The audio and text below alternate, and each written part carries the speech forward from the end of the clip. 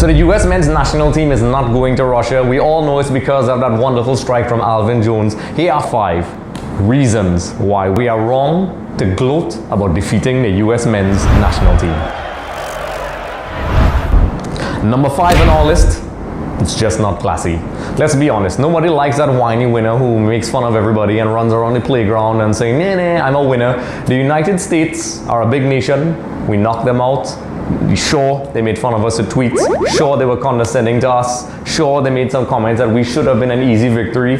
Yes, we had a terrible World Cup campaign, but let's be very honest. We have no right to go around and strut like if we are in any position to judge them. We went to 1 World Cup. That's right, 1. Because let's be honest, that's all we have to lean back on. Yes, we are the self-proclaimed strong nation in the Caribbean, in CONCACAF, but we have done nothing in recent years to back that up. We have done really well. There was a little upswing when Stephen Hart was there. There's a lot of promise with Dennis Lawrence, but let's be very honest.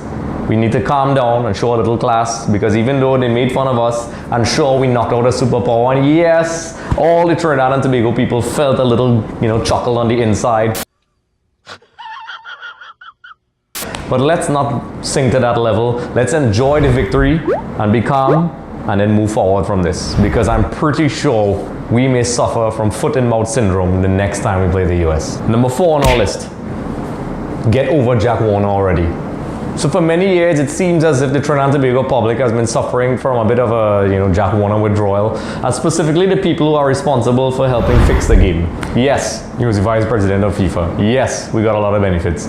Yes, there's a lot of corruption surrounding the guy, but come on. That is in the past now. Now you're hearing people saying, oh, Jack used to do this, Jack used to do that. Well, he's gone now, and the people that are in charge or are tasked with getting Trinidad and Tobago football back to where it should be were painfully exposed, because before they had the blank checks and the large budgets and we were getting things, the Adidas uniforms, things were wonderful, and people hypocritically accepted everything and turned a blind eye, and now they miss him. Well, the fact is, we are supposed to be moving forward. It has been many years, and the people that have been assigned, as I said before, to do this were painfully exposed, because now they had no blank checks and they had to do everything themselves, and to be very honest, they did a piss poor job of it.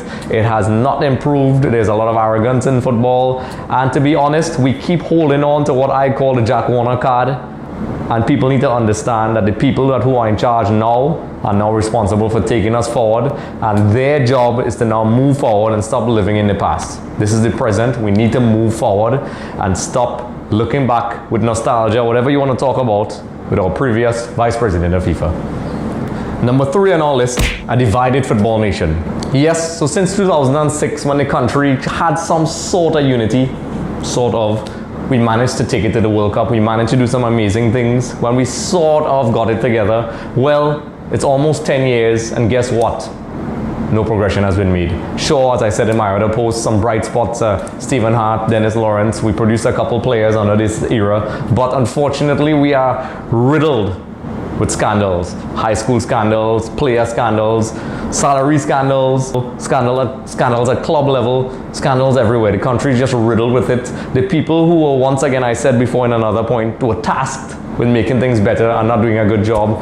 We squandered millions. What should be standard media practice is honestly laughable. Our coverage is terrible. There's literally nothing going on. And yes, there are a couple people who are trying to do it now. What should be standard? I mean, this is like the bare benchmark for what should be media coverage, and wondered why the football world has left us behind. We cannot go forward because there are people who are the enemy of progress in this field. Anybody who comes with a new idea is often ostracized, isolated, and even shoved out of the football business because, hey, they are threatening the people who are complacent and sitting on their seats and not doing anything. So you know what? Get these people out of there. Originality is murdered. They are scared to speak. When they do speak, they come in with good intentions, are often cast aside, demonized, and eventually they walk away because it's frustrating. It is laughable, and we continue to wonder why the entire football nation has continued to degenerate, while the rest of the world is rising, the rest of the Caribbean is rising. Continue to wonder why we are clueless. This is why. The country just cannot work together. Combined with the arrogance and corruption, we continue to do what we always do, which is absolutely nothing.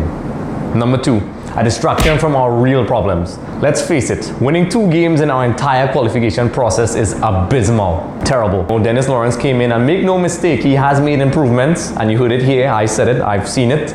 I've seen Trinidad Tobago play really great football. I saw a couple games where we got some bad results. For example, Mexico, where we were horribly robbed offside. But let's be very honest.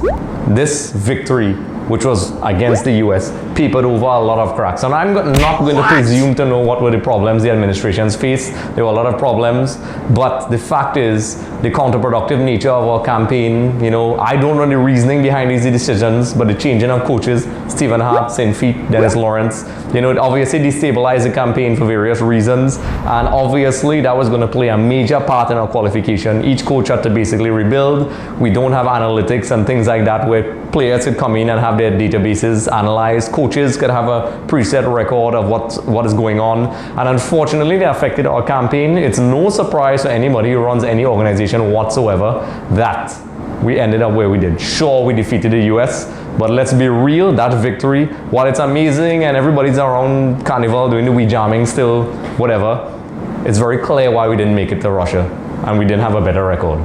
Number 1 on our list, drum roll. Let's be honest, in 1989, we were knocked out by a team that we considered inferior. We had superior players by our own admission, and we did not go to Italy. In 2006, let's be very real here. There wasn't some amazing development football plan in place. There was a collective series of random events and things working in our favor that got us to 2006, to Germany. It wasn't this magnificent plan. So let's be honest about that now. The United States men's national team, whatever complacency they had, whatever, naivety they had is now gone. We have made sure they checked themselves. They spent lots and lots of money, and make no mistake, the United States men's national team are powerful in our region. Whether we love them or hate them, they are definitely a strong team. They have consistently gone to World Cups. They have gone from strength to strength, and like Italy and many powerful other nations, they didn't make it.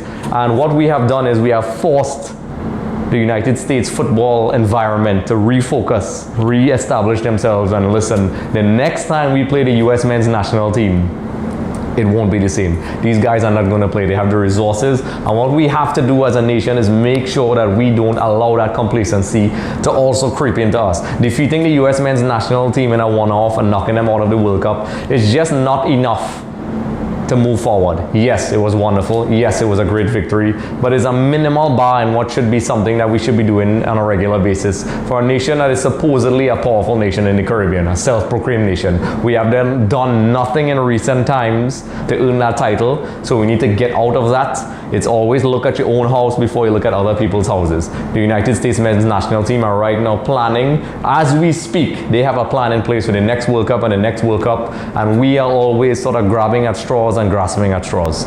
And that is the number 1 on our top 5 reasons why we are wrong to gloat about defeating the US men's national team. Thank you for watching another episode of Extra Time TV. Don't forget to like and subscribe. You can also check us out on Facebook and Instagram. We'll leave the links below.